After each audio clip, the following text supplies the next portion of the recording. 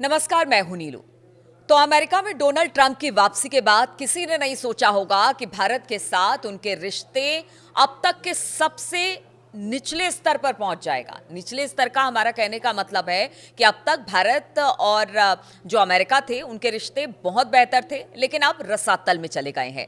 America ने भारत पर 50% tariff लगा दिया। वहीं पाकिस्तान के उनके जो लोग हैं वो अब उनके बड़े करीबी हो गए हैं, यानी पाकिस्तान और अमेरिका के बीच खूब दोस्ती ठन रही है।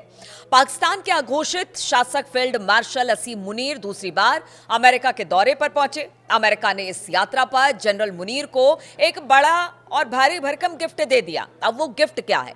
अमेरिका ने बलूचिस्तान लिबरेशन आर्मी को विदेशी आतंकी संगठन घोषित कर दिया।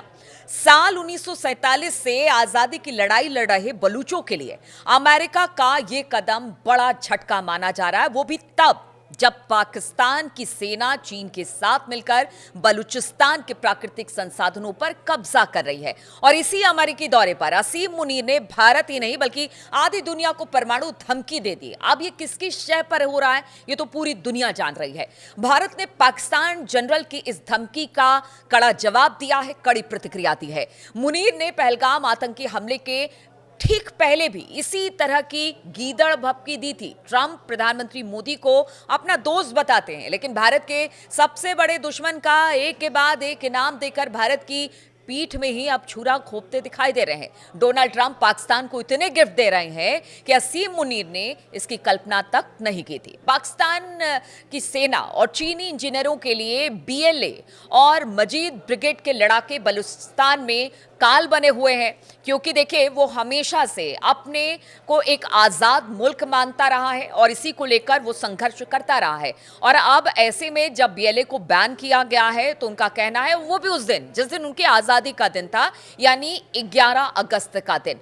बीएलए के सदस्यों ने हाल ही में जाफर एक्सप्रेस पर कब्जा करके अपनी ताकत का एहसास भी करा दिया था। ये पूरी दुनिया ने देखा था और इस हमले में कई पाकिस्तानी सैनिक मारे गए थे।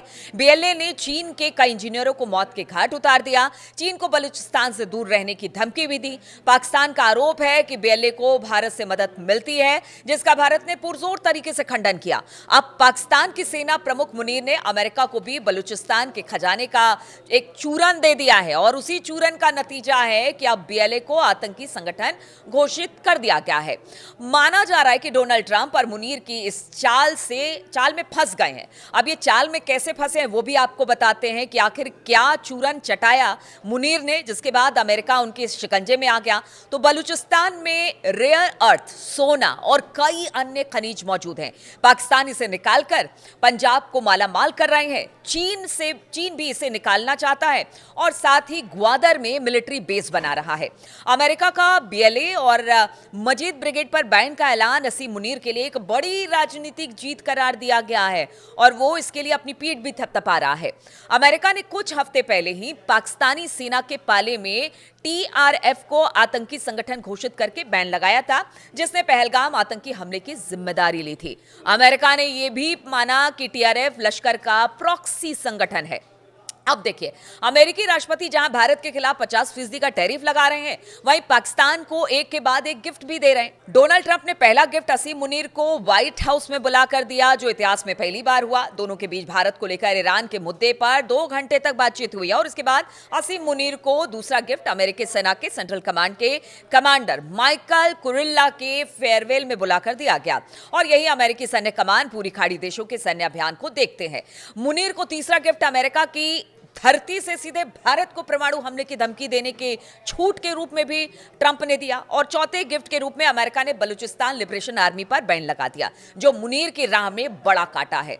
वहीं जनरल मुनीर ने 5वां गिफ्ट इमरान खान पर मिला है। डोनाल्ड ट्रंप के आने के बाद इमरान समर्थकों को उम्मीद थी कि ट्रंप अपने दोस्त को बचाने के लिए मुनीर पर दबाव डालेंगे, लेकिन ऐसा हुआ नहीं। लोकतंत्र के पैरोकार बताते हैं कि अमेरिका के राष्ट्रपति डोनाल्ड ट्रंप ने जिहादी जनरल को गले लगा लिया और पाकिस्तान के सबसे बड़े नेता इमरान खान के जेल में बंद किए जाने पर चुप्पी साध ली।